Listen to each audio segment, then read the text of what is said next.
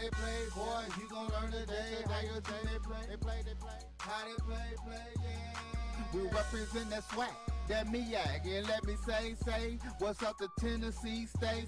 You tune into the HBCU Sports Lab with Dr. Gale, Mike and Charles, and I'm Welcome to episode 85 of Inside the HBCU Sports Lab radio show and podcast. The show that's covering the sporting HBCU diaspora, all things HBCU sports, for institutions large and small, from NAIA to NCAA. We share insights and information on the HBCU sports culture, HBCU athletic aesthetics to facilitate the story of HBCU athletic programs and the business of HBCU sports. I'm your host, Dr. Kenyatta Cavil, alongside with my co-hosts, Mike Washington and Charles Bishop. We are filming from our home studios and sending a signal live to KCOH 1230 AM studios with the Texas Radio Hall of Famer, Ralph Cooper, in beautiful home of Texas Southern University from Houston, Texas. Let me give a shout out to a couple of folks on here before I come to you, Charles, because I know your chest is all out, still recovering. You still got that beady head, the beady eyes. I know you're excited. But I got brother Edwin Drayton, frat brother twice over, Epsilon Gamma Iota, Alpha Phi Alpha fraternity. We had great dialogue this past week, just all things, his experience coaching youth sports, his experience none other than, as you would have it, Coach Prime, as we are calling it. But just all things, you know, his sons have done tremendously well. He's helped a lot of students continue their careers at the collegiate level in terms of Division I scholarships, really scholarships all over the place out of the greater Dallas Metroplex, as they like to call it up there, that area. So his sons are doing significant things along with the other young athletes he's tutored and fastening into being really great men. And I have to give credit to his wife. She would put me on blast if I didn't make sure Eureka Drayton, in regards to the love that she's always done for us. She's also my sister in Epsilon Gamma Iota, just to let you know how small the world is. But he has sons over there in the Pac-12. I won't give out the designation because they're putting in power moves, so we hadn't talked about that yet. But I'm sure you'll be able to figure it out if you do a little bit of your homework. We always like to put you to work on this show. But with other folks, we want to make sure we give them love too. Maya Jenkins, Chuck Hunt is always in the house, one of the first to show up, continuous to give us updates and news and different connections around the world. Man, you talk about a person that is connected with sports in so many different ways. You got to say Chuck Hunt, man. He really gets it done. Paul Wesley, J.N. Henderson. Yeah, Chuck, as you know, we got to give him a shout out. Checking in from Monroe, Louisiana. Wouldn't be right if we wouldn't give his location. You know, he lets everybody know. George Walker, Erica Barfield Lee. I told you about Ed Drayton, Erica Goldsmith, Ricky Burton. Willie Alex Hine. Good evening, gentlemen. Checking in from Richmond, Virginia. That is CIAA country. Yes, it is. Here to be informed on the latest HBCU sports news. Yes, that's the plan. That's what we're going to give you there. Tommy Gosha in the house. Edwin Drayton. DeSoto in the house. Keela, I hope I pronounced that correctly. Johnson Butler, I know she'll straighten me out. And sorry if I didn't do that justice. Chuck Hunt, we talked about those. Wendy Jenkins Bishop on here. Drew AD, part of our other colleagues and crew over there with Brian and the AD on Sports Rap right here with BCSN, giving you that HBCU sports. Norwood Bird, LaShant Harris, John Jenkins, Reginald Johnson, Tony Daniels, Reginald Johnson, Jalen Riley, Michael D. Jones. Man, boy, you talking about there's not one better in the business that shoots the camera like yes, indeed. Jones, he got some stuff out there that I just marvel at. Tyler Carr, what's up, Doc? You know, bringing it over there on HBCU Game Day. I get to partner with that team over there on No Huddle, man. Check them out on Aspire every Sunday, man, doing dynamic work out there on the television screen, boy. And they got me teasing out trying to give this professorial look as I give them the sensitive word of the week. That's been comical the last couple of weeks. We'll see if we can continue that. Daryl Terrell, Erica Goldsmith, as I said, Ricky Burton. Keep it coming. We're going to give you a shout out. That's Gram Fam checking in. Yeah, y'all got a big recruit. We're going to cover that news for you. With that, Charles, give us some HBCU sports news of the day. Sure thing, Dr. Cavil. Well, we start out on a bit of a somber note as we had a couple of prominent deaths this past week in the HBCU world. Former Oilers defensive back Bob Atkins, the former great Grambling defensive back, he passed away at the age of 74. He was drafted by the St. Louis Cardinals in 1968 out of Grambling. I played 2 years with the Cardinals, but he was traded to Houston. He played 7 years in Houston, appeared in 114 games. 40. He had starting 49. He had 19 interceptions. He retired after 1976, where he went on to become assistant football coach and head women's basketball coach at Prairie View. He resigned from those positions and he took over director of athletic operations in 2005, and he retired in 2011. So Bob Atkins, the great Bob Atkins from Grambling. So condolences to the Graham fam in regards to the passing of Bob Atkins. No doubt about it. As you know, I've basically retired my NFL fandom, but I think you would appreciate this. So would Mike. You know, generally y'all used to seeing the triplets, as you would, right? Mike Washington is on assignment, working on some things with the family in regards to his son, making sure that they can get what they need to get done in terms of the sporting activities. And so he claimed he's on the road, so we're going to see if we can get that done with him without bringing him to the table today. But one of the triplets are going in terms of in the lab mix, so we'll try to hold it up for Mike there. But as we do that, give some more shout-outs, and I'm going to come right back to you with some other news that you might want to share as we start to get prepared for what we hope you see as a great interview. And shout out to Thomas White Jr., Kimberly Runner. She's the national president, alumni president of Prairie View A&M University, getting it done over there in so many different ways.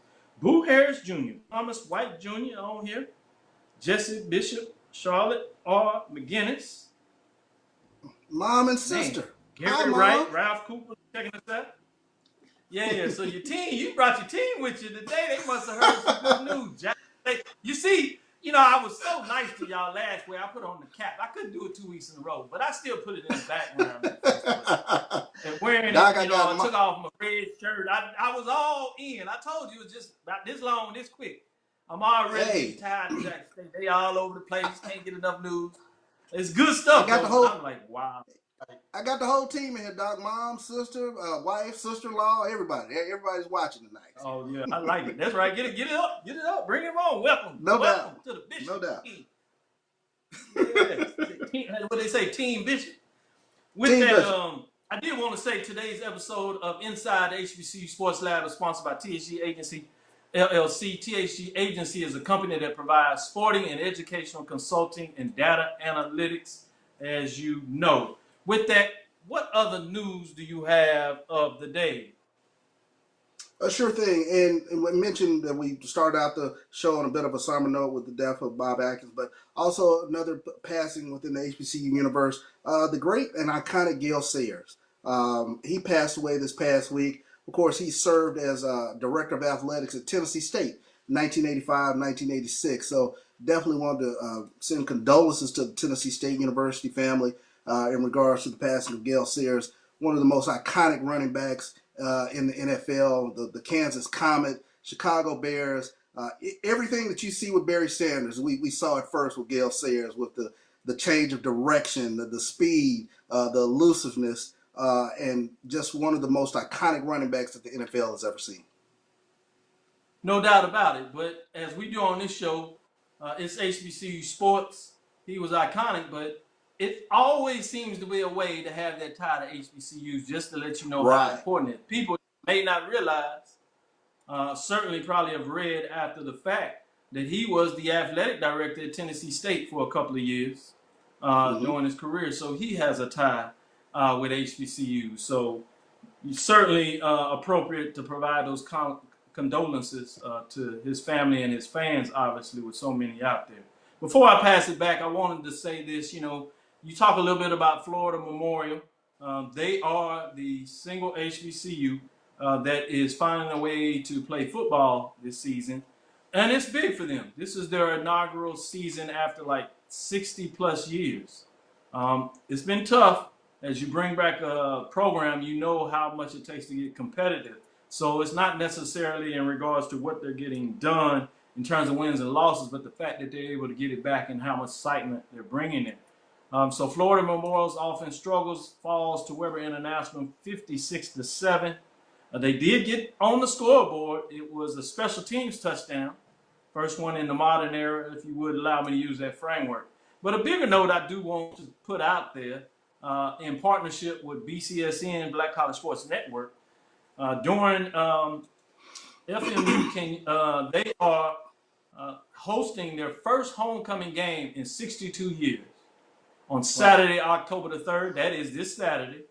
And they will have their only HBCU homecoming with a actual football game. We know that a lot of people are talking about doing virtual homecomings and things of that nature, but this will be a physical homecoming in regards to surrounding the game. And for them, this is really big, as we said. First one in 62 years. Just think about this, 6 decades, right? On Saturday, and they would like the entire HBCU family to support them. You can check them out.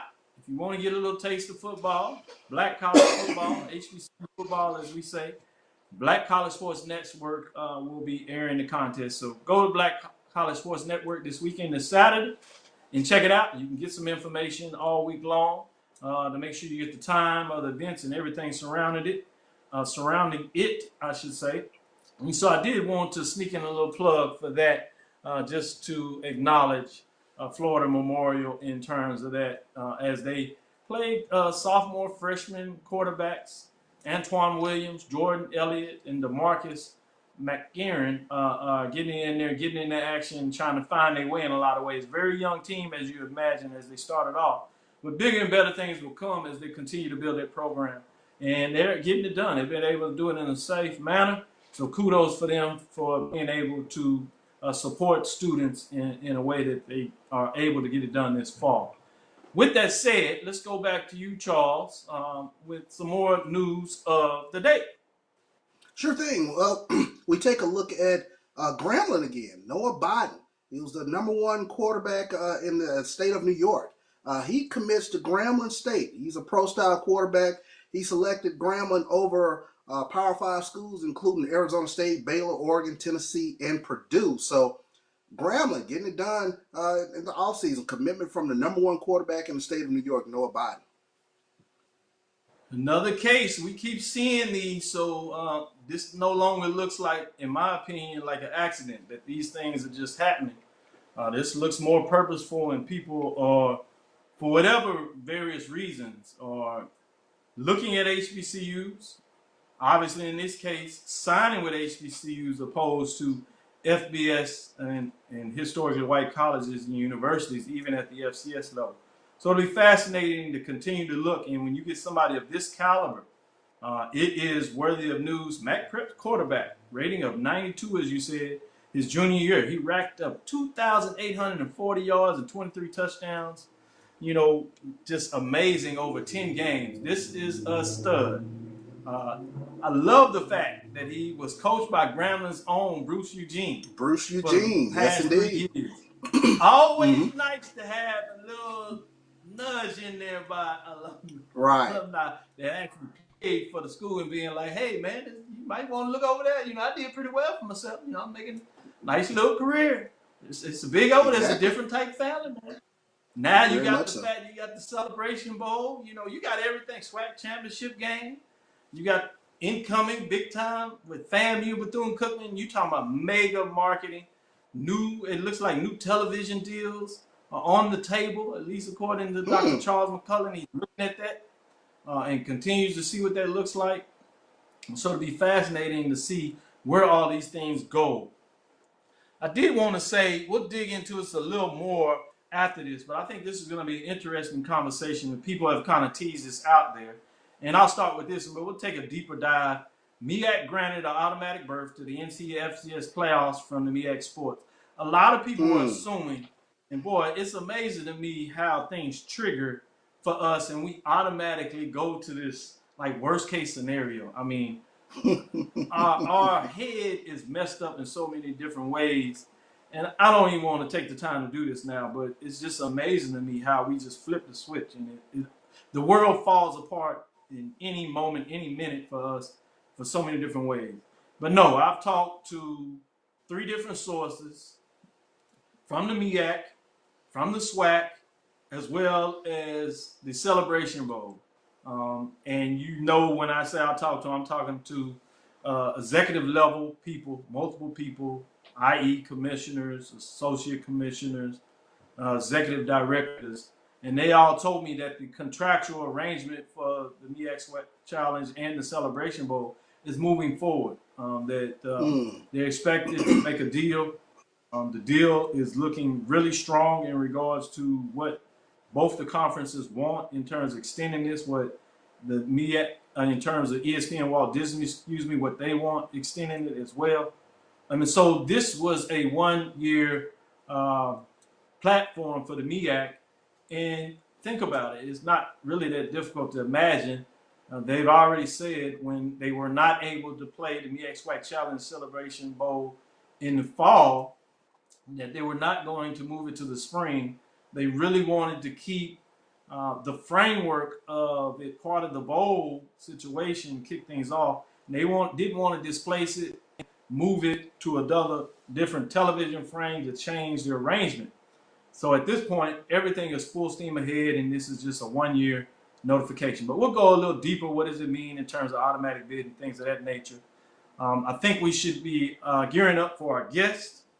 And so with that, let's see if we can get ready to bring on our guest, VP and Director of Athletics, Ashley Robinson. Bring him on to the scene so we can get him going quickly here and get into this great interview. I'm so excited. My man, I still need to get my checkbook out, but I think you all... That makes 2 of us. Yeah, no, I think your checkbook is bigger than mine right now, Charles. He's there. He's making moves. It don't look like he's going in any direction with that. Oh, boy. And so we'll get him geared up as we had promised everybody in terms of that. See what's going on there. But just tell me, what are your thoughts as we gear him up in terms of the MEAC and that news? What are your thoughts on that? Well, I think a lot of people are asking the question in terms of what does this mean? You know, you're always going to have those playoff proponents out there, and they are relatively excited to see the MEAC taking a look at playing in the playoffs in this upcoming spring. So I do look forward to that conversation in terms of listening to what does that exactly mean? Is that actually a good thing or whatever going from there in terms of looking at the MEAC taking this dive into the playoffs? I'm always, like you said, Dr. Cavil, kind of amazed at the excitement that kind of happens again when you have people who want to see what HBCU teams do against some of these other conferences that participate in the playoffs. So it'll be a fascinating conversation. I agree with that. Still getting set up a little bit here in regards to what's going on. While we're waiting on Ashley Robinson, a couple more tidbits of news, Dr. Cavil, and we mentioned some great things going on around HBCUs, but Chris Paul, he enrolled into HBCU in Winston-Salem State. We saw him all through the playoffs wearing various tennis shoes that had HBCUs on the tennis shoes, and now he's a student at Winston-Salem State. So shout out to the Winston-Salem State Rams. Yeah, I was fascinated with that. He did that kind of surprise. You know, he's part of ESPN on ESPN Week, specifically with Stephen A. Smith, also alumni of Winston-Salem State. So he was really surprised when he was doing the interview with him, mixing it up a little bit there, and he kind of just slid it in there. Oh, yeah, I'm enrolled at Winston-Salem State. Everybody's like, huh? Oh, really? So he's taking it to the next level. Like you said, all his family, part of HBCU specifically, a lot of them with, in terms of Winston-Salem State.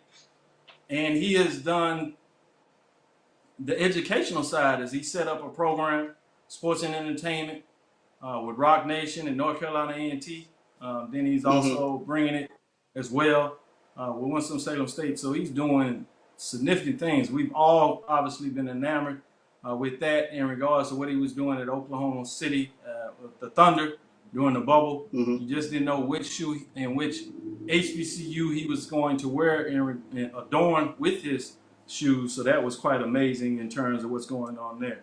As we continue to push through, we're trying to line this all up in regards to see what's going on in terms of the background there. Just checking it out. What other news do you have there, Charles?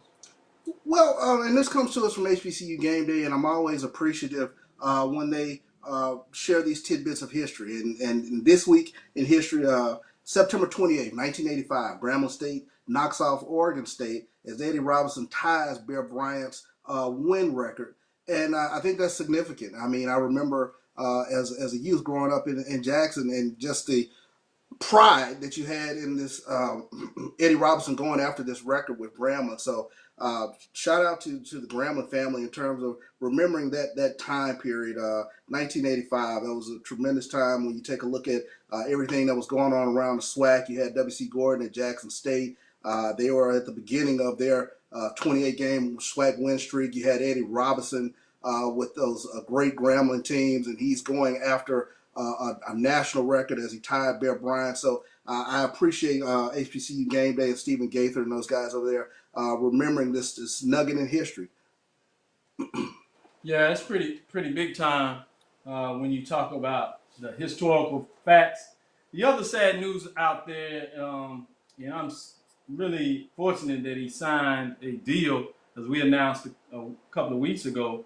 But Tariq Cohen out for the season with the Chicago Bears as he has a torn ACL. That was disappointing news to hear in so many different ways in terms of what is going on there.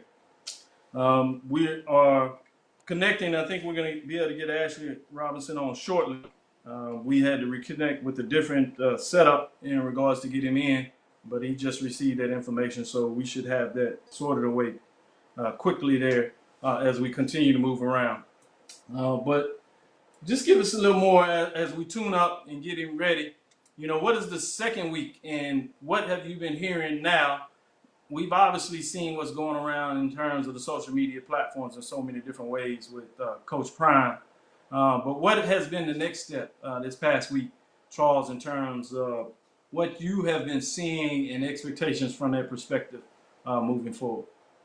Yeah, tremendous amount of buzz in terms of the offers that have gone out. It's a paradigm shift, if you will, in terms of Jackson State, the HBCU, offering quote-unquote 4- and 5-star players. So I think that has created a tremendous amount of buzz around Jackson State's program, Jackson State's fan base, in terms of just thinking of the possibilities. And it's interesting, some of those, a couple of those players have ties to Jackson State's program. One offer, the young man, his dad played at Jackson State. So I think there's a tremendous amount of buzz going on around Jackson State's program right now in terms of some of the players who've been offered. So I tell you what, just those of us who've kind of grown up in this culture of Jackson State football, Jackson State athletics, I joke with my podcast mates about what a time it is to be a Tiger right now, and our guest Ashley Robinson has really brought that forth for us. Yeah, I mean, when you talk about Ashley, we've always said that he has a penchant to do it big. I mean, he's made some tremendous hires in football over his period of time. Obviously, starting out in a lot of ways, at least my experience starting with Prairie View with Willie Simmons, that really has gotten off to a big step. And then he continued again with his next hire after Willie moved on to FAMU. And just big names, and then he just continues to push that, if you would, in a lot of ways now at Jackson State University. So when you look at what he continues to do in terms of that, I snuck into that little video where he's having Prime come around, and Prime is doing a lot of press, not only nationally, but a lot for Jackson State TV in different ways. The last one I seen was with him, and he went in there and they were doing the renditions, and we kind of teased this out last week that there's some work to be done in regards to the facilities at Jackson State University. So they did the grand finale where they had the blueprints and they're in this building, open space. You can tell the construction had started out as they're building this facility, and it looked amazing. And I'm sure a lot of people at Jackson State are excited about that, while a lot of folks around the SWAC are kind of like, oh boy, we didn't know this was coming this fast. And they actually have, they in the building that they talking about coming up. So I assume that's part of what you were teasing out last week. And if that is, what are your thoughts on that video in per se, or just what's coming up next in terms of Jackson State? Some of the videos that have come out have been, for lack of better words, just extremely exciting, just in terms of the spin that Deion is able to put on the program. Dr. Cavil, it's been a long 7 years, and this is the sort of excitement that I think Jackson State fans have been looking for quite some time, since those SWAC championship days, in terms of people booking their hotels, back in January, just knowing that they were going to be in the SWAC championship. To really get this sort of excitement around the program, I can't even kind of put into words what it means to have an individual like Coach Prime take on the reins of Jackson State's football program. And, for all the glitz and glamour, and I tell people this all the time, they still have to get it done on the field. Their record is what their record is, but they have definitely gotten off to a great start in terms of the foundational things that they need to do to kind of get back in the top tier of the SWAC. Yeah, that's a great point when you talk about making those moves and what it means to go forward like that. But as we do this, let me get back into this a little bit about the MEAC and automatic berth of the NCAA FCS playoffs and some questions that were out there in regards to those dates. The FCS championship game will be held May 14th, 15th, or 16th. It actually kicks off. They reduced the field from 24 to 16. And MEAC will have their first ever MEAC championship game. They have moved it back 2 weeks, which was corresponding with the same date that the SWAC was having their championship game in the spring, which is for the SWAC April 16 and 18, which was the 16 and 18 in terms of that. So, which will be the MEAC's date that they moved it to, which will be that weekend of the 16th and 18th. And the 18th, which is Sunday, they'll actually have the SEC selection happening for those 16 teams that will go in the playoffs. They'll have 11 automatic bids, so you only have 5 at-large bids, which will be fascinating in terms of that. So the first rounds will be April 24th. Quarterfinals, therefore, will be May 1st. Semifinals the weekend of the 8th. And they pushed the championship back for a couple of weeks to get it in there. And so they will have 8 regular season games across 13 weeks periods in the spring, ending with the weekend, as we said, April 16th and 18th. What are your thoughts about MEAC making an announcement that they're going to have the automatic bid, or going for automatic bid to the playoffs, when knowing there will be no Celebration Bowl, although they will have the MEAC, first ever MEAC SWAC championship, MEAC football championship game, I should say. What are your thoughts on all that? Well, I am excited about the first MEAC championship game. As far as there not being a spring Celebration Bowl, it does make sense, to get an opportunity to play in the playoffs. But I'm on record. I'm definitely a pro Celebration Bowl person in terms of the excitement that we've seen that it brings to the HBCU universe. SWAC versus MEAC. It's a bowl game atmosphere. It's just one of those situations I tremendously enjoy. So I'm looking forward to us getting back to the fall to where we can get back to that Celebration Bowl. Man, look out. We got the man of the hour. We apologize to you, Ashley Robinson. No problem. I sent you the wrong link there. I'm going to blame it on my production in the back. Man, you look sharp. What's all in the background? Y'all done already redid the athletic facility where you... Well, man, that's just what Tigers do, man. Over there, boy. I thought our money was big in Texas. What y'all doing up there in Mississippi, man? Come on now. You hold Man, out? we got people like we got people like Charles Bishop, man. We good, man. I know. We got I'm so consistent givers, upset, man. man. I don't understand. Last time I was with Charles now, Charles was playing like, man, he was struggling, you know what I'm saying? The dude, we know he got a little funds about him. He got some money. I ain't gonna put all his business in the Right. street. But the brother frugal, and stuff like that. So I'm putting out my little money in the check. He got this big old nice steak. He's like, thanks, Dr. Cavil. This is good. We need to try this. And all of a sudden he started asking for this nice, drinks, and he said, get the steak fixed like this. And I was like, you sure know a lot about steak, man. I had no money. Then all of a sudden he opens up his checkbook, and he start comparing. And his wallet come out and it's like fat. It said just kind of fall out of his wallet. I say, excuse me, you dropped this. He said, oh yeah, thank you. So you're right. Get in his pockets. Get in his pocket. He's doing a great job. He's doing a great job of doing that. Welcome to the show, Ashley. Thanks for having me. I'm very proud to be on the show. I got kind of upset, Dr. Cavil. I thought, you had sent me a link, that wasn't working. So I was gonna call Charles and say, man, maybe he's trying to do something to the Tigers, man. What we need to do to make sure we get on this link, but Yeah, I'm okay now. But I thought my long-term friend had did me bad, Charles. But, you gotta watch it. You gotta watch it. Yeah, I'm trying to figure out how I can nudge you back and, give you that little slide. You've been taking Right. care. Then all of a sudden, so I was like, how can I at least make him feel, twist him up a little bit? He having too much fun, too much going right.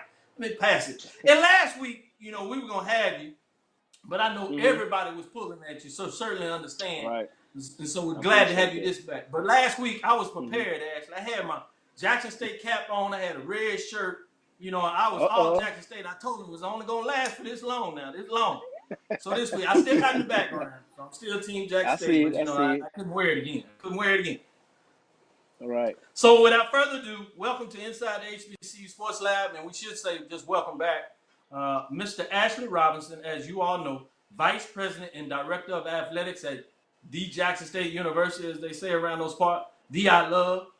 With that, I'm going to let Charles have the honor, if you would, to open up the interview because he was really important and instrumental about putting this all together and making sure that we can get some time with you this week, as I know so many are calling for your schedule. So I really appreciate you, in all seriousness, getting on here and being able to answer some of these questions that so many people want to know how this all came together. But if you would, Charles, jump in there and start us out, please. Sure thing, and definitely welcome back, Ashley. Thank you for taking time out of your schedule to come back on the lab. The first question, obviously, is you've been at Jackson State now for a little while, a unique fan culture, and I wanted to start off by asking, what was it about Coach Prime that you knew would be a unique fit into this HBCU culture? Well, Jackson State is a blue blood program. And, Jackson State has the alumni, the support, to fill a Coach Prime. You look at 60,000 seats. We averaged, 33,000 in attendance last year. We've always had a rich tradition. 4 Hall of Famers, 99 players to get drafted into the NFL. At this time, with the passion and the excitement and the things that Coach Prime does for young men and young women and what he does in the community and what he's about, and having conversations with him, in the last 2 weeks, and he wanted to be at Jackson State University. And as you know, we have a unique fan base, like you said, Charles. We have a passionate fan base, and we have a fan base that want to win. We have a fan base that very concerned about the tradition, very concerned about how we do business at Jackson State University. And I wanted to bring someone here that really understood what we was doing, but also to build on that tradition that we has as we blaze new trails. And Coach Prime was definitely that person.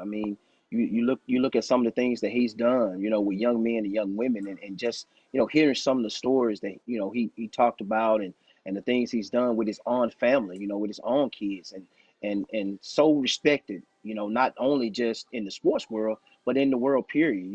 He's very, very well respected. And Jackson State deserves that. I have a passionate fan base that's very supportive, and they want to win, and they want to be on top, and they want to be nationwide. And Jackson State deserves that. And it was my job to go out and get someone that put Jackson State on a national level. We're not talking about, just the state of Mississippi. We're talking about the country. We're talking about the nation. And, I'm one of those AD that's always said it can be done at an HBCU. And, and everybody asks that question, hey, how did you hire Coach Prime? I mean, look at the tradition of Jackson State University. I mean, it's a lot of people want to be a part of Jackson State University, including myself. When I started my career in administration, me growing up here and seeing the tradition of Jackson State, who would not want to be a part of that? And when you bring someone like Coach Prime in that already understand that, hey, everything I go out to do, I'm all about success. I've been successful in everything I've done, and that's his message. And we believe. I mean, you look at some of the things he say, and what really touched me. We made a decision, and he made the commitment to come here. And the first thing he wanted to do, he said, "Hey, I'm calling all the Hall of Famers. I'm gonna call former players and talk to them before, we make this announcement." And he played with Houston Hoover, which is one of our great offensive linemen, which they played together. And we hadn't saw Houston Hoover, I think, in a long time, but he was at the press conference. He came to see his teammates. So, just embracing that, from a nationwide, and Jackson State deserves this. They deserve this. They have been a passionate fan base for a long time, very, very supportive. And and for me, I think it's well deserved. But I think that now it's time for us to definitely wake up, get football right at Jackson State back, bring that tradition back. And Coach Prime was definitely the right person for the job. And some of the things, and we're not going to even talk about the football side of it. The X's and O's. If you sit down and talk football, the brother can talk all day long about football, and he knows football. So, I look at my coaches, I tell everybody as a CEO of the program, and he's definitely a CEO. And it's time for us to start making those type of hires. It's time for us to start, taking those type of chances so we can start to build our programs, and we can show people that things can be done at HBCU. It's people that want to be at HBCUs. I mean, it's people that have a passion for helping young men and women, and Jackson State University definitely deserves that. And I wanted to go out and get the best coach at this time for the best job, and definitely he's the best coach. I don't know about you, Charles. I don't know about you, Doc, but I believe. No, there's no doubt about it. I was told from the press conference. Yeah, I believe. I told you, I wanted to go tackle somebody, but my eligibility is up, and I don't know if I was good enough. Anyway, to be honest with you, since we shoot it straight here. But as I joke, I'm one of those supporters of whatever program. I believe that you financially put where your love is, and so I believe in writing checks. So I was that close. I had my pen on the check. Then I realized that's all. No, never mind. That's going the wrong way. I got a blue pen for you. You can go ahead and write that check. I believe. Huh? So yeah, I know you're gonna try to get that check. No, buddy. I'm good right now. But I did want to ask you this. Mm-hmm. When how did this all come together? We know that he's the right person. That's why you make the decision. You do all your homework, and people don't realize that when you're in that VP and director of athletics, these are not decisions where you just go flip a coin. Somebody calls you and say, "Hey, I want to be your head coach," or you be like, "I think this guy would be a good coach." You go in there, you do your analysis in regards to where is this program at a given time. What do we need from a booster? You have boosters that provide you different frameworks that you go out and you kind of let them know what you're thinking. You make sure that they're comfortable in some dynamic, or at least understand why you're making that decision. But tell us how this came together. Where did it even germinate from in terms of that? If you can get us into the back rooms of a VP of athletics, the director's sheet. Everybody wants to be in it. Everybody thinks they can be, an internet athletic director, as you know. So at least give us some insight of what that really takes to go through that process. Well, first, I tell people this all the time. The first piece is you got to have support from your president. And I can say President Hudson was very, very supportive. He's been very, very supportive of athletics and helping me grow Jackson State athletics and being a part of that vision. And that's a big piece of it. When you go out and seek a head coach, which is definitely a big deal for Jackson State University, you have to have the support of your president. And he was very, very supportive. He asked me to go out and find the best coach. When we decide to non-renew our former coach, and we had, all type of coaches reaching out. We had over 100, coaches reaching out. And it shows how attractive the job is. It shows the tradition of Jackson State University. But I was tasked to make sure I bring the best coach in here.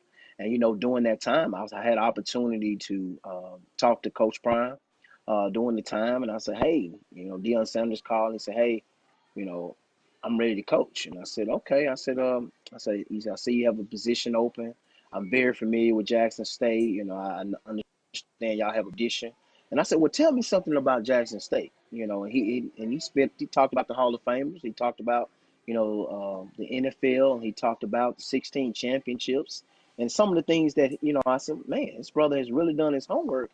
He really wants to be at Jackson State University. So we talked, and we had some great conversations, some great dialogues, and we had opportunity to meet.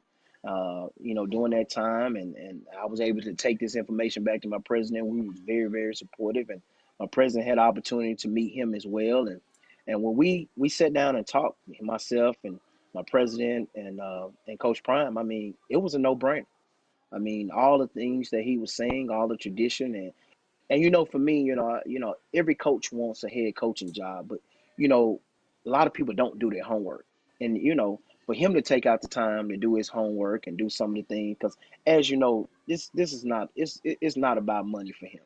This is not about, hey, I need to make this type of money. It's about his passion that he had for HBCUs and his passion that he had to be a head coach. As you know, he was a finalist for a couple jobs, FBS jobs, moving forward, and those ads was very, very successful. One of them was one of my mentors that I talked to weekly. So just talking to him daily and talking about some of the things he wanted to do and what he wanted to do for the program. And I look back and I said, it's no other institution, no other HBCU is big enough to handle a Coach Prime than Jackson State University. I mean, you talking about we got enough seats. We can fill it. We can fill the stadium up. We definitely got the alumni base that's going to travel and support. We definitely got enough alumni to come together and support. And we in the capital. We in the city of Jackson. And everybody knows, everybody in the city of Jackson loves Jackson State University. And everybody is waiting on that day. Everybody talks about the sleeping giant. And it's my job to wake that sleeping giant up. It's my job to make the right to hires for Jackson State University, whether they're good or bad. And I have to take, when things are not going so well, I have to be responsible for that. But, I wanted to go out and get the best coach for Jackson State University. And when I talked to Coach Prime, when I talked to him about some of the things that he wanted to do and what he believed in and made it all about the student. And the thing about him that really caught my light, it wasn't all about football. It's about the overall picture for Jackson State University. He wants to help grow enrollment at Jackson State University. He wants to put Jackson State University on the national level. He wants to people talk about resources. Resources are about communication. Resources are not by every a person writing a check all the time.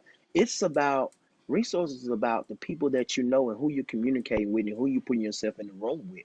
And he wants to put Jackson State on that level.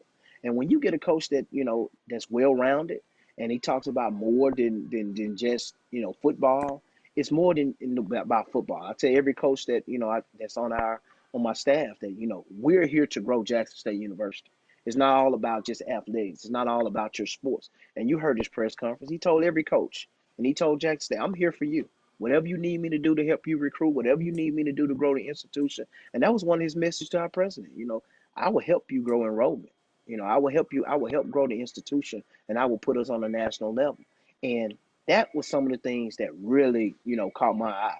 Like I said, we sit and talk about football. I got to the point where, hey, I don't want to talk about no more football. Let's talk about the history and the tradition of Jackson State. Let's talk about, is this a good fit for Jackson State?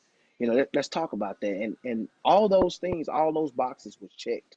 They really were. And you if you talk to a Hall of Famer, Robert Brazile, I mean, very, very supportive. Was very happy, for us to, to make this hire and were able to make this marriage great. But for me, it's about seeing a smile on my student athlete's face. It's about seeing my alumni happy, and it's about bringing Jackson State University together. And I want everybody to know it. I'm gonna tell you this right here. If we bring everybody together at Jackson State University, I'm telling you, and Charles is my witness, it's no other bigger institution.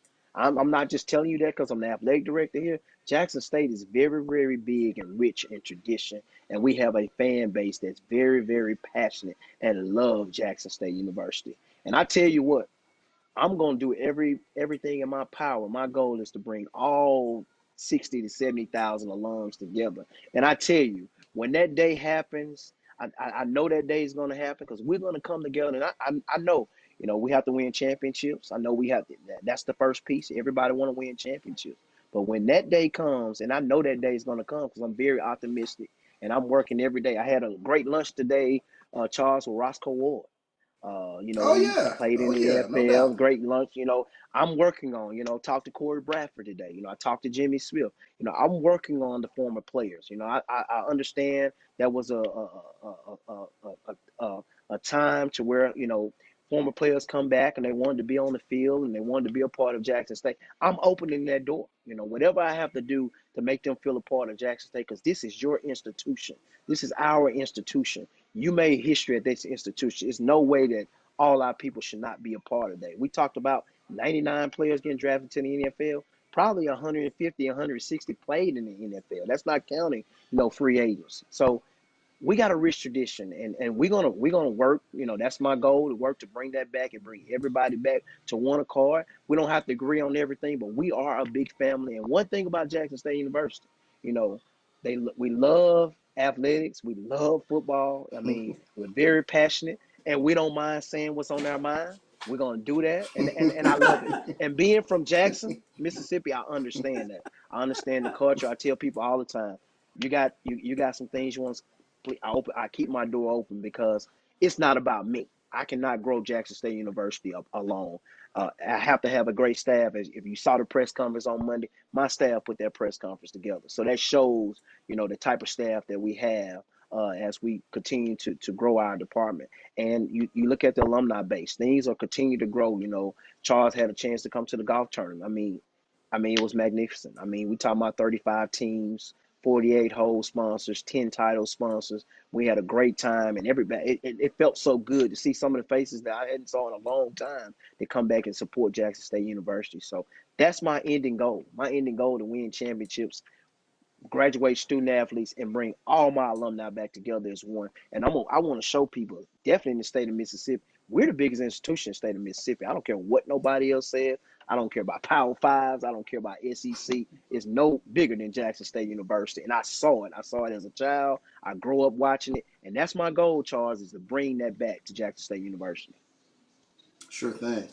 Yeah, I believe it's official. No doubt. We're going to start calling him Reverend Robinson, Bishop Robinson. Give it in, boy. Preaching. I hear you, Robinson. I see you. Quickly, before I pass it back to you, I do have to push on this. I know it's done now. You might not be able to tease this out, but I'd be regret if I didn't ask this. I know it came together, but could you give us any timeline?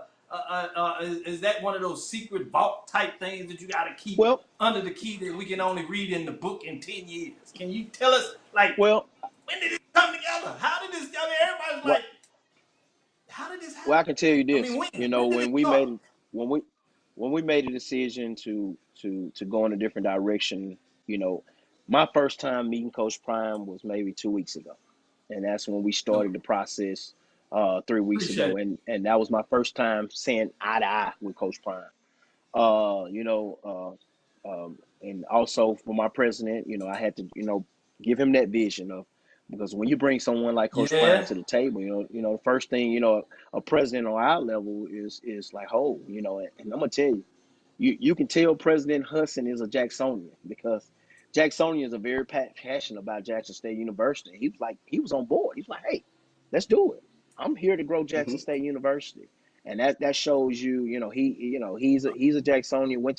Went to Jackson State, and also one of the things that, I tell people that I brag about with President Hudson and myself, we went to JPS schools. We grew up in Yeah, Jackson. So we grew yeah. up watching Jackson State from a little boy on up. We graduated, elementary, middle school, high school, born and raised in the city of Jackson. So we understand the tradition and those timelines. Once my president was on board and once, Coach Prime was on board, it was all about, hey, let's get this done. And we talked every single day. I talked to his lawyers and his people every single day. And we came together and President and myself, we got on conference calls and we say we make this happen. And we sit there and we talked about it. He signed with Barstools and we said, hey, we're gonna do this on the 21st of September.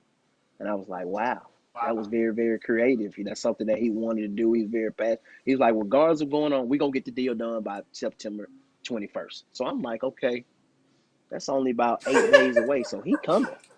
I said, President Hudson, he coming, regardless of we got this, paperwork and everything. I was like, he coming. I mean, if he telling us when he want to make the announcement, I mean, he's coming. So we was very confident on that. And then the weekend before, Wow. President Hudson and I, of course, it's out there now. Everybody saw the pictures, and we had an opportunity to go to Dallas, and we recorded on Barstools for the 21st. And I think, Saturday evening, maybe that night, I think Coach Prime gave y'all a sneak peek of pictures and put them out there, and everybody was like, "Oh wow, this is for real. This is the truth." So we did that and came back on Sunday and got prepared Sunday night, and Monday morning it was showtime, and I think it didn't really hit me, Dr. Cavil, until I really hit the stage. That's when it really hit me and Mm, said, hey, man, mm. this is really real. This is some, and then to see the alumni, to see the event that was well put together, definitely during the pandemic. I mean, everything was structured and organized. And anybody know anything about me, I love to be structured, love to be organized because I like to see things. I like to see change. And that was pretty much the timeline, and it took, that amount of time and we made it happen. Wow. I really appreciate you sharing that insight because you can't get that anywhere else. Inside the HBCU Sports Lab, because of the relationships we have established with the Mm-hmm. VP of Athletics and athletic directors, commissioners that trust us in terms of developing a relationship when the appropriate time comes, we can take that deep dive in terms of what it looks like from the scene. So I appreciate you trusting us with that and giving us that insight because that's fascinating to hear. And I can hear the truthfulness and the resonance in terms of how organically that came together where everybody was trying to guess what that looks like. Please, Charles, go ahead and follow up. Well, you actually answered some of the questions that I had, VP Robinson, but I wanted to ask this. Obviously, Coach Prime is a master marketer, a brand expert, a brand unto himself. But what does it mean to have that sort of muscle in the athletic department now? Mm. I mean, it's very big. I can tell you this, Charles. My schedule has been booked since we made the announcement. I'm talking about booked with people that, for the first 2 years at Jackson State that I called for support and help, basically told me, no, I'll get back with you, Ashley. Now they're at the mercy of meeting with Ashley Robinson. And Mm, that shows how big he is from a marketing standpoint, and you're talking about all the businesses in the state of Mississippi are reaching out now. I mean, me, I'm definitely taking advantage of, but my schedule is booked up for the next 2 weeks, with meetings and luncheons and different people and different businesses that want to support Jackson State University. That's how big this move has been, and from a marketing and branding standpoint, I mean, it is just it's surreal because being from Jackson and seeing this and being able to do this at home for me. I mean, it's personal. I go home and every day in the last couple of days, Mm. and I look at and me and my wife talk about this, and I mean, it's just it's amazing. But it shows people things can be done. You have to stay optimistic. You have to continue to work hard. You have to continue to do some of the things, and you can't just put yourself in a situation to where I don't have the revenue or I don't have the budget to do anything that I need to do. I think that's not what it's about. I mean, that's what we're in the job for, to get the revenue. mm, We're in the job to build those relationships. You know, we're in the job to get those resources. You know, that, you know, it's been funny the whole week. That's all the people want to ask Coach Prime. Well, why, you know, institution, you're going to be lack of resources of Ole Miss and Mississippi State and Power Five. Well, Ole Miss and Mississippi State, there's lack of resources in the SEC. I mean, you talking about two of the probably lowest budgets in the SEC. So you talking about lack of resources. I mean, it's not lack of resources if you do your resource. Resources come about again with relationships, about the hire you make, and about the passion of your program. And that's why I tell people all the time, Jackson State is huge. I'm telling you, if we come together, they're gonna be in trouble in the state of Mississippi because all the revenue is gonna remain in the city of Jackson. And that's my goal, to show people that it can be done at Jackson State University. I don't have to go to a Power Five. I don't have to go to a PWI to show people it can be done. With a hire like this is a stepping stone to show people that, hey, let's build our programs. Let's show, and again, it goes back to the commitment of our commissioner. You know, Commissioner Charles McCullum and the mission that he has for the conference. These are the type of things that he want his institutions and he want us to do in order to build not only Jackson State University, but to build a conference as a whole. And that comes from leadership from your president, great leadership from your commissioner. Now you got ADs that has an open mind that say, hey, we're going to build programs. That's what we're going to do. And then you got alumni that say, hey, it's time for a change. We want to support Ashley. We want to give what we got to give. You know, I have alumni now that call me and say, hey, Ashley, I want to give to Jackson State Athletics. And I tell people, it's not about how much you give. You think about this, Charles. We got 60 to 70,000 alums, probably 50-some thousand registered. If every alum gave $1,000, $1,000 to $2,000 a year to athletics, what would that do for the program? You just think about in small lump sums. You know, you think about great point. $50 a month. You know, it's not about how much you give, it's the volume. And then for your sponsors, if I got 70,000 alumni giving, how many sponsors not going to support that? Because that's the first question they're going to ask you. What's your alumni base? How many people do you have supporting your program? And I can put out a list of 60 or 70,000 alums that support the university. That's potential customers for them. So what sponsor would not want to be a part of that? But that is the bigger piece, and that's the message I'm trying to get everyone. It's not about how much you give. It's about it's about being a part of Jackson State University, and everybody can't give. But I tell you, word of mouth is very powerful, especially with social media now. Be optimistic and be positive when you're talking about Jackson State University. And some of that takes you a long way. It's people that see that. It recruits that see that. You know, so you have an opportunity. We have an opportunity now to take advantage of that, to show people that things can be done here. We know how to run business too. We know how to do things. You look at the press conference. I think LeBron retweeted the press conference and talked about how organized it was and how structured it was and how nice it was. You know, I didn't expect anything else. But we're Jackson State University. That's the way we do business. We the blue blood program. I mean, you know, and I tell people it's not being cocky. We just confident. That's what we are. Very passionate and very confident fans. And they're very, very supportive. And I tell you, that's what it's going to take for us to go to the next level. And I'm not talking about just SWAC championships. We're talking about, you know, national championships back in those days. And those times that I want to catch those mid majors, you know, catch those ULLs and those Southern Miss and those Texas States, all of them that's trying to schedule us. I want to catch them slipping. I want to show them that, hey, it can be done. You know, we can do this. And that's what it's all about. And that's all of that helps grows the institution. And that's what I want to be able to grow this institution, grow the enrollment, and help the president with his vision of Jackson State University. Certainly, and that really makes a lot of sense. I wanted to add on to that brand piece with, you know, more of the marketing. We've heard Charles tease out that there's a master plan to look at the vision of the SWAC, you know, moving to the FBS. You know, there's no real timetable what that looks like. He said 7-8 years, and if some things come, it may, you know, move in a different direction. But I can see this a part of that framing. I understand that the big part is, as you said, looking at competing directly with FBS programs such as Lafayette, Southern Miss, obviously, before you even move beyond that and at the FCS level.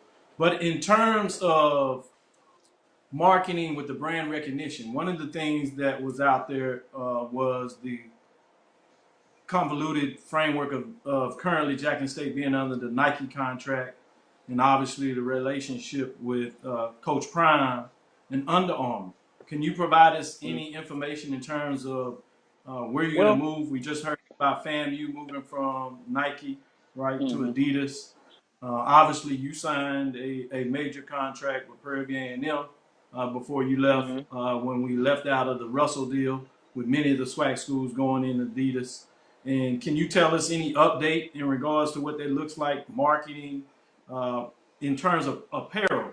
It's my understanding that the SWAC is finishing up a deal that will be released this week with Academy Sports Plus Outdoor in regards to being able to get our paraphernalia, if you would, in these major outlets. And so now people, that's one of the things that's always been out there, as you know, Ashley, is a concern that you couldn't get the paraphernalia of HBCU's particular SWAC institution. As the SWAC grows in 2021, it'll be 12 institutions. You see, I want to do more expansion. Sorry about that. The 12 major HBCU institutions covering from the Southwest, literally to the South, Texas to Florida, Mississippi, Louisiana, Arkansas, Alabama, all included, this whole southern region of the United States now in their footprint. Talk about, are you moving from Nike to Under Armour? And what does that do? Well, if you do that deal, does that deal become bigger because now you're able to leverage his relationship with Under Armour than before? Well, I can tell you this, Doc. Ashley Robinson, we're gonna do the best deal that makes sense for Jackson State University.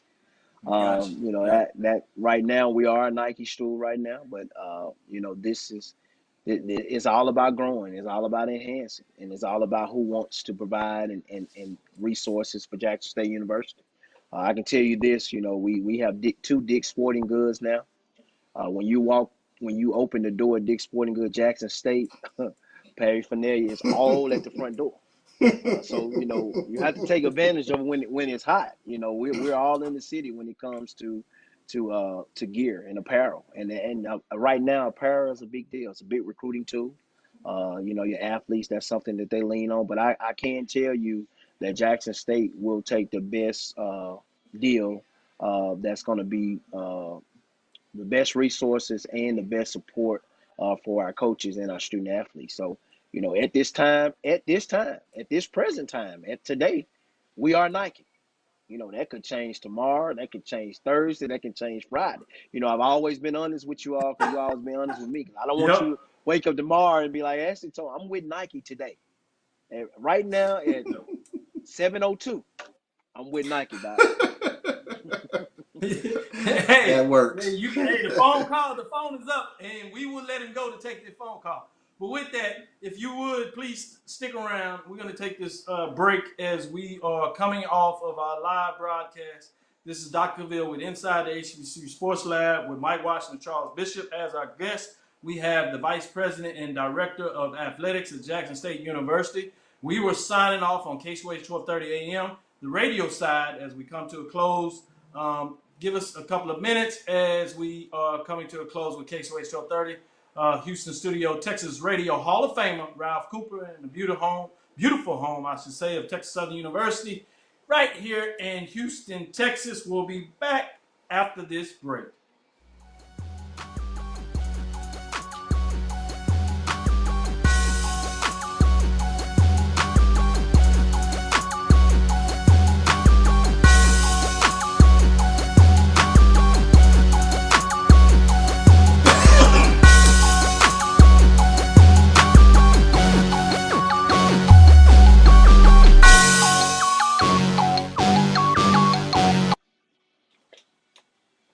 This is Dr. Cavil inside the HBCU Sports Lab with Mike Washington and Charles Bishop. We're here interviewing our guest. That is the Vice President and Director of Athletics at Jackson State University. He is being interviewed by one of his own, I believe, brother Charles Bishop to me. So I'll give it back to him as we start to call him Professor Charles Bishop. working on that doctorate. Boy, I see you. I see you putting in that work. But if you would, please continue with the interview. And actually, I thank you for being so frank and really taking us inside in so many different ways in regards to what that looks like. Because these are so many questions that people ask in regards to why Deion, and I think you're diving in that. Obviously, people are going to have the naysayers. You're going to have people that think you should do it the other way, but you were frank about that too. You grew up in it. You believe what Jackson State believes. You believe it was a match in regards to what it works out to in terms of the brand. And ultimately, like you said, that you have to deal with what this decision will mean going forward. And we just saw a video today in regards to the facilities and everything that comes with it. So you're looking at all the resources necessary to support this move in so many different ways. So I wanted to get that on the table in regards to there's not just one thing in terms of what you coach. Any coach that you put out there, you're taking a risk management analysis. The world in this business has been perfect on every coach they hired out of the business. So I'm only putting on this table not because of you, but I'm talking about what I teach in terms of the business of sport and sport management. We go in this and we talk to young folks that you were talking about that will watch this video and that aspire to get to your level at one point and enter in the business. And I think it's important for them to understand that when you go about that, you're going to take some risks in terms of that analysis. And so that is just part of the business. And it sounds like you did that due diligence, and we'll see. In terms of that, time will tell all, and it's a great opportunity. Charles, if you would continue with the interview, as we will hold you over for about 15 minutes afterwards, if you would, and then we'll give you some last parting words based on your time, if that will work for your schedule. Sure thing. Well, I wanted to ask this question, and you touched on it in terms of the relationship with Mr. Thomas Hudson.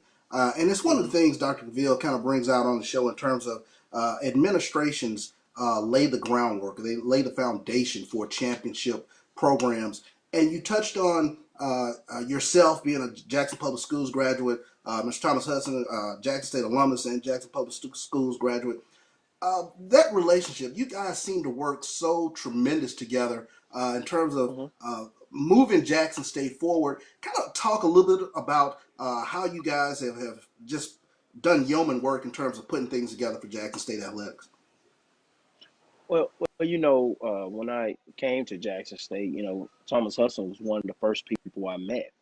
As you know, he was a special assistant to the president, so he oversaw all the contracts and all the day-to-day operations, and also he was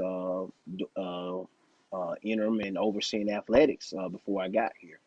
So he kind of understood the athletics and when you have a president that really understands the relationships of athletics, but he has a vision for Jackson State University, and not just for athletics, but as the institution as a whole. And he's all about growing Jackson State. He's a product of it. He's very passionate about it, grew up around it. But just his knowledge, his experience, his tradition, and the things that he knows about Jackson State. I mean, the one thing about Jackson State, you really have to understand the tradition. You really have to do some deep diving. You really have to talk to some alumni and supporters to understand why they're so passionate, to understand why, you might get, it's going to be some rough days. It's going to be some days that you're going to get some calls and people want to ask questions of why you're doing this and why you're doing that. And, that communication piece and understanding, exactly what Jackson State needs, but also not just understanding that, but understanding how to grow Jackson State University. And that's the biggest piece. That's his passion. He has a great vision, and it's all about the students for him. And, anybody knows me, I have that same passion. Every decision I make is going to be for my student athletes, and it's all about my students. And we connect well when it comes to growing Jackson State, when it comes to the vision of Jackson State, when it comes to students first at Jackson State University, and that's one of the things that he understands, and as a leader he supports.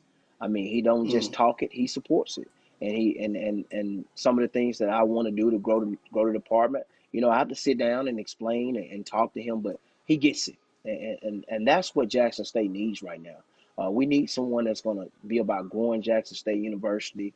Everybody wants to be a part of Jackson State when it comes to being a president, when it comes to being an athletic director, when it comes to being a coach, because of the rich tradition that Jackson State has.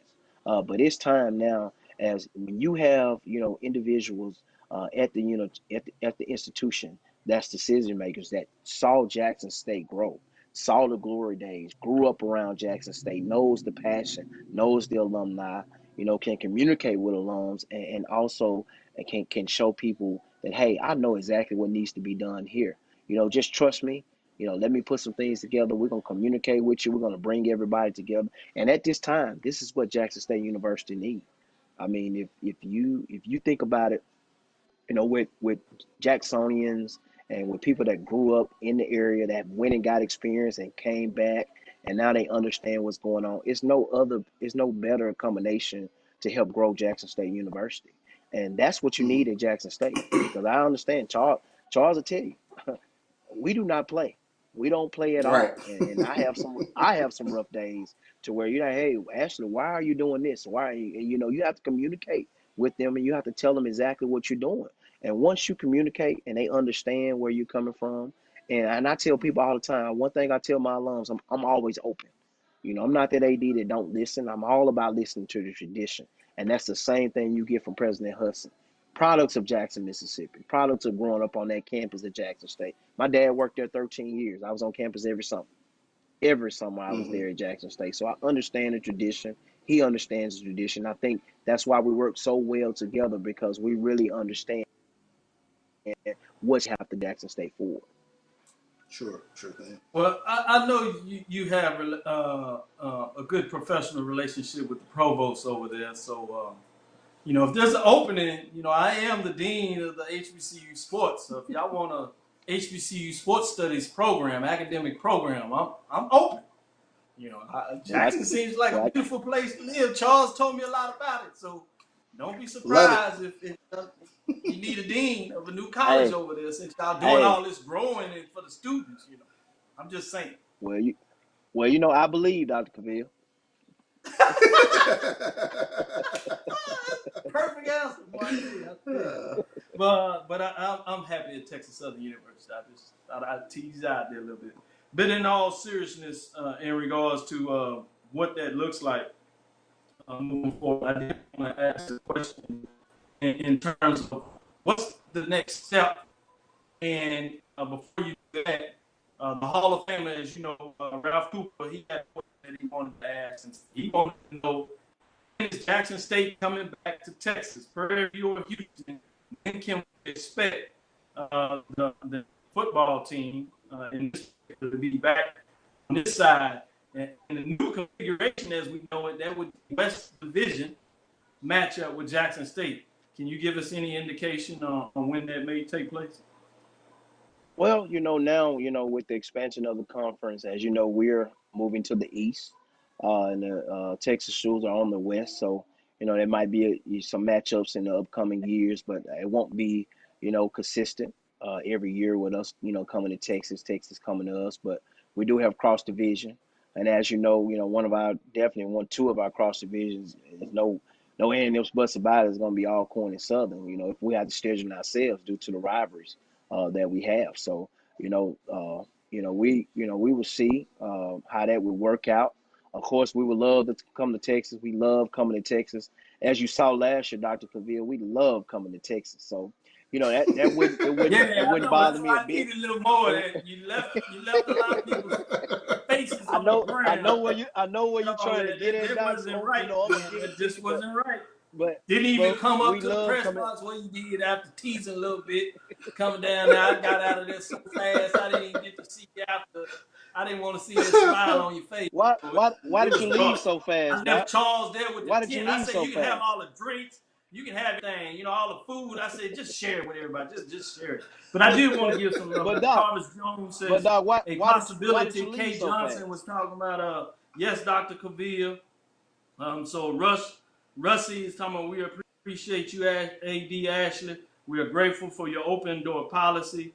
Dr. Charles, don't forget me and Charles Bishop. So, yeah, everybody recruiting, everybody ready to come to Jackson right now. So, you got a lot of folks that are chiming in. I did want to give some of those Jacksonian JSU folks letting you know that they are supporting you and all in, as you say, and they certainly, I believe, in so many different ways. So, I wanted to give that before I shot it back to Charles, unless you had some comments about that, Ashley. That shows the passion of Jackson State University, and I'm gonna tell you, I love my alumni, I love my fans because we're just so passionate, you know, and it's great to be a part of a program. I'm gonna tell you, it's a breath of fresh air when you're an athletic director, when you know you got an alumni base that really supports you, and you're talking about 30,000 plus strong. You know, every time you move, every time you play, every time you travel, you know, that's a big deal. That's really a big deal, and I'm glad to be a part of that. And I want to just thank my alumni, thank my student athletes, because I cannot get this done without the support of my alumni. And I have great alumni base, great national alumni president, Dr. Norwood. I mean, we have great support, and we have people that love Jackson State University, and I'm happy to be a part of that. Matthew Bradford jumping in here talking about yes. So boy, they coming out the woodwork, boy. I tell you, go ahead, Charles. Follow up, man. Y'all making me nervous, man. The house is too much all this blue around here, boy. I tell you. Well, I will say this, as an alum and as a kid who grew up in Jackson during the '80s, during the heyday of Jackson State football, especially the 28-game win streak. I probably speak for a lot of alums right now. We really appreciate the fact that you guys have brought so much excitement back to Jackson State athletics, Jackson State football especially. It's been a jolt in the arm, if you will, and looking forward to a continued growth pattern that you guys have started. Dr. Cavil, like I said, he mentions that the administrative part is the foundation, and now we got to get it done on the fields and on the court. So really appreciate everything that you've done, A.D. Robinson. I want to follow up before we let you out here and give you a chance to say some parting shots and closing up. The big kickoff weekend in Florida, 2021. I know we have a spring season that a lot of people are excited about, and we'll get a chance to come back and really open it up. As Jackson State is actually at this time playing 8 football games, open up with Edward Waters. So a tremendous spring schedule. Would be fascinating. You were able to get Southern on the schedule. I thought that was significant in regards to working that out, particularly in this environment, COVID-19. It made a lot of sense in regards that if you're going to be able to space people out, that you take advantage of the stadium, as you talked about earlier. So many things that make Jackson State the right fit that are uniquely in that position. But shooting out to 2021, when everything takes place, and obviously, I don't know how much more you can be an HBCU SWAC fan in regards to spring 2021 and then fall 21. But you got the Orange Blossom Classic. FAMU, your good friend, coach that you brought to Prairie View, Willie Simmons. He's head coach at FAMU now. Obviously, you have a great relationship with the athletic director down there, VP Gaucher, in terms of what he's building. And, boy, the rivalry that's already taken off in terms of recruiting battles with Coach Prime out of the Florida. Obviously, he's going after 5-star, 4-star, any star, all-star. It seems like he don't care. But, man, Miami, the way Jackson State fans travel, the Orange Blossom Classic, all the history. I mean, you can go back to the opening playoffs in '79 at the FCS, the semifinal classic that was played between FAMU and Jackson State. As you talk about the history, I know my history for those folks out there. Semifinal matchup. People still looking at that day where FAMU ultimately got it done and literally won a championship. So many people said that was the championship game. They should have had the teams on the opposite division, but that's another discussion that we know went down. 1962, Dr. Cavil. Oh, yeah. 1962, Roy Curry, Orange Blossom Classic, Jackson State, HBCU national champion. No doubt about it. Facing off against FAMU, that's another part of the history. Digging a little further in that crate, I like the way Charles bring it up. And you had a great interview on the 1400 Club, short plug in terms of that interview for people to go back to really experience what life was like at Jackson State in terms, literally, a star that, unfortunately for him, in terms of the position, was ahead of his time.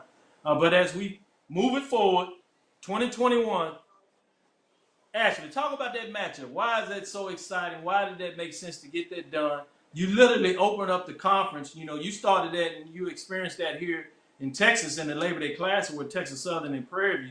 So you're familiar with, you know, how that can be so exciting to open up the season with a conference game. And now you do it against FAMU. Wow. Talk about that potential matchup. I think just like you talked about the history. Anytime you have the history of FAMU and Jackson State, which is a big history, and when they talked about bringing that classic back and had a chance to talk to them, we've been talking about this for 2 years now. About this classic. Wow. And that was one of the reasons that we wanted to bring it back, because we thought it was a great tradition between the two institutions. We thought this would be something big. At the time, we never knew that FAMU would be a part of the Southwestern Athletic Conference, and I think we did it as a non-conference game, and I think it's going to end up being a conference game. So I think that was great forward thinking. I think this is something that our alumni and our supporters want. I think Labor Day weekend in Miami, I have alumni already calling me about the host hotel, and our people are already ready to travel and start preparing for it. But I mean, you can't beat a classic of Jackson State and Florida A&M. You talk about the history, and you go back and look at the games that we have. I know in 2018 we went down to Florida A&M, and it came down to the last seconds of the game. We was fortunate to come out of there with a win. But you're talking about two great coaches. People know how I feel about Coach Willie Simmons, one of the greatest offensive minds in the country. He does a really, really good job with his student athletes. One of my first coaching hires, and now you got Willie Simmons and you got Coach Prime. You got the battle of the Florida guys. Fort Myers and Coach Simmons from the area of Florida A&M. So it's going to be a great weekend. I think you're talking about. It's going to be great fan support. I think it's going to be, both institutions are going to travel. I wouldn't be surprised if it's sold out. I wouldn't be surprised if it's packed. I know it's going to be a lot of Florida A&M and Jackson State Tigers in Miami that weekend. And I know Jackson State is coming. I can't speak for Florida A&M. We're going to challenge them to be on their way. But, I'm going to challenge my alumni fans. Let's go 40, 50 strong in Miami. Let's show people what we all about. Let's open up that weekend in Miami, and we're going to make it a celebration for us as well. But that's something that when I looked at the history of Jackson State and Florida A&M, that's something that I really wanted to bring back. And that's where that conversation came from, and we was able to get it done. Man, you starting to really put it together with your coaching trees, coming back. Willie Simmons and what he was able to do. Obviously, Eric Dooley building the program over there. Coach Byron Smith on the basketball. Brought 2 championships to Prairie View. Regular season championships and the tournament championship. Obviously, Jackson State on the women's side, regular season championship. I see your resume, what you're working with there. Dr. Cavil, don't leave out my smaller sports. We had, at PV, we hadn't won a golf championships in 30 or 40 years. We won golf championship in 2 years, softball championship. Coach Bland, which is alumni of PV, soccer coach I hired, just won a soccer championship. Coach Raven Justice at Sam Houston, she just was coach of the year of the Southland. So we have a tree, but that's my passion. And my thing is, it's not about me. It's about supporting our coaches and our student athletes to help them be successful. And I want all my coaches to understand that when you work for Ashley Robinson, it's about supporting you and giving you what you need to be successful. Mm-hmm. Yeah, I did that on purpose in regards to that, and I'm glad that you brought in the other sports as I was going to continue to dig down that tree. But in regards to those questions in terms of the athletic director and going into your mindset, I thought it was important to level set for some people to understand, the decision you make. And like you said, you don't always get winners. Because, it's a toss-up. But when you can start laying that foundation, that there's something that you know about understanding the culture of a program, a particular sport, because you've done it against various sports, you've done it at various institutions, gives a breadth to understand your knowledge about that. And this is not even talking about your background in terms of you traveling up the compliance side and what you have done and continue to do at Jackson State in regards to the compliance side of what a lot of people will say. And I think that is a statement in and of itself. So just curious about that. But before we close up, as we're coming up to it, I did want to give you the floor and talk about that. But let me make sure before I do that, Charles, is any other following questions you wanted to add before I turn the floor over to a VP of Director of Athletics, Ashley Robinson, to give a closing statement? No, I definitely want to allow VP Robinson the floor to lay out his vision, if you will, of Jackson State athletics moving forward. Well, definitely very excited. October the 1st. Mark that on your calendar. It's going to be a great day. Season tickets will go on sale for the spring. We would do some facility renderings on October the 1st. So that's going to be a great day for us. Facilities are very big in athletics. That's part of my vision and my goal as we continue to build on this tradition and blaze new trails. So looking forward to everyone purchasing their season tickets to support Jackson State University. Like I said, again, they will go on sale October the 1st. And also be on the lookout for the facility renders and upgrades on campus. So that is something that I'm very, very proud about with the facilities and some of the things that we are doing to moving forward. And I think that would be a great thing. And I'm asking everyone to come out and support. We still have the COVID-19 relief fund going on. We asked 10,000 alums to give $50 a month from August to December, which will raise about $2.5 million to support the revenue loss of athletics during this time. And I want to thank my alumni and supporters and former student athletes for their support. And they have been very, very supportive in that COVID-19 relief fund. Everybody is coming out. And so, you know, my message as we close is I just want to thank my alumni. Truly very passionate, and thank you for what you do for Jackson State University. And thank my student athletes and the things that they do on and off the court for Jackson State University, and all our supporters and everybody that loves Jackson State University.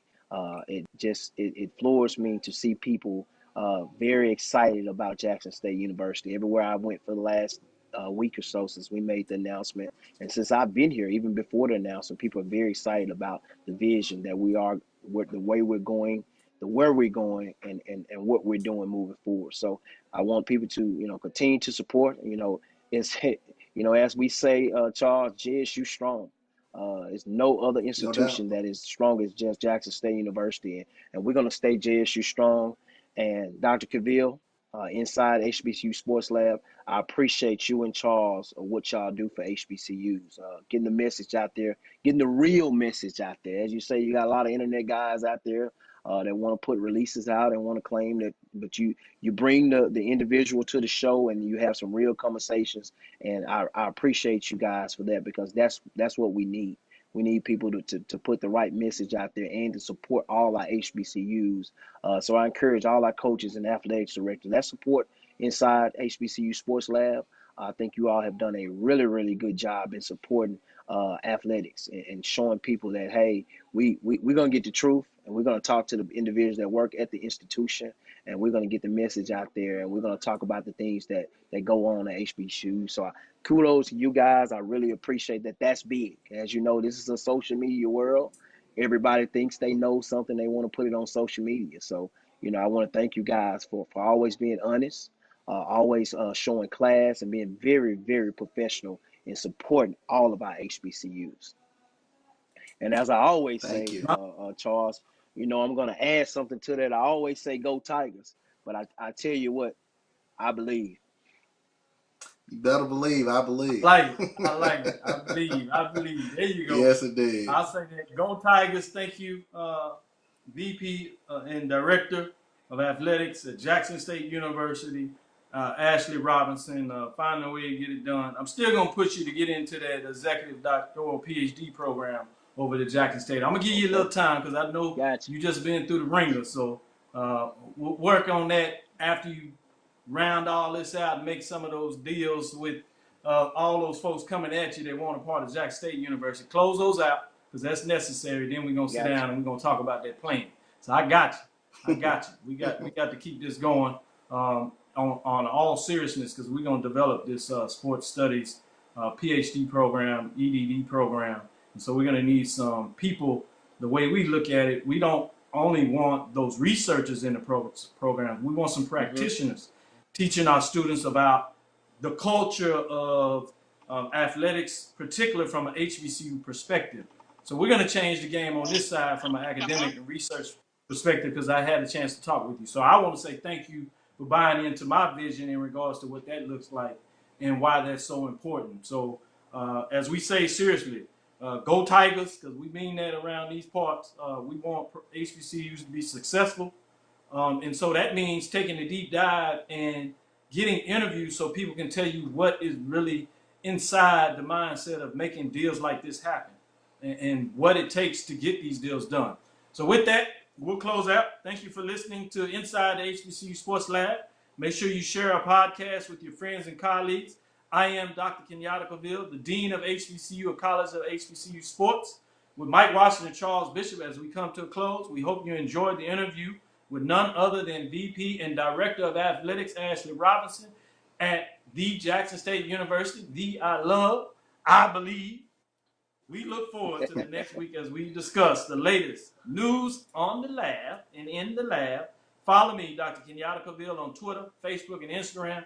That's DrKenyattaCavil. You can also go to Inside HBCU Sports Lab 1 to follow us on Twitter for information directly regarding the lab. Or you can follow us if you ain't not able to catch us live. You can go to YouTube and catch it on that platform as well. And obviously, if you're moving around, much like Ashley, because you're always trying to get it done, you can't catch us live all the time, but you can catch us at a podcast. Check out Spreaker. There we go. So you need that. And check out Charles and his team as he's doing on the 1400 Club. Check that out, especially since we got many of the Jackson State fans here. He's doing a great job with his team to give you that information about Jackson State, the inside scoop, stuff that you can't get in social media. You need to go there because if anybody's going to have the news first, they certainly going to have it correct. Go to that man and that team, 1400 Club, if you want to know what's going on with Jackson State University. They going to know because they get to go directly to Ashley. And he told you, he's listening. His door is open. So that's how we're going to do it around these parts in regards to what. And we got one coming. 1876, we got one coming from Prairie View. And any other people out there that are listening and want to develop a podcast for their athletic program, come talk to me. We're going to develop those platforms so we can get those out there so we can have a platform for our HBCU institutions. And we have a platform big enough for that, BCSN. We can talk about streaming it. We have a platform to get all that done. So if you're talking about how to change the game and you're serious about this, talk to us at THG. Because we are talking about the THD network, and we're going to start something that you hadn't quite seen before in partnering with BCSN that's going to be bigger than ever. So keep your eyes open, keep the plug, and come on in and mix it up in the lab. That'll do it for us. Dream big and continue to move forward. We will talk with you soon. Course lecture dismissed. Go Tigers.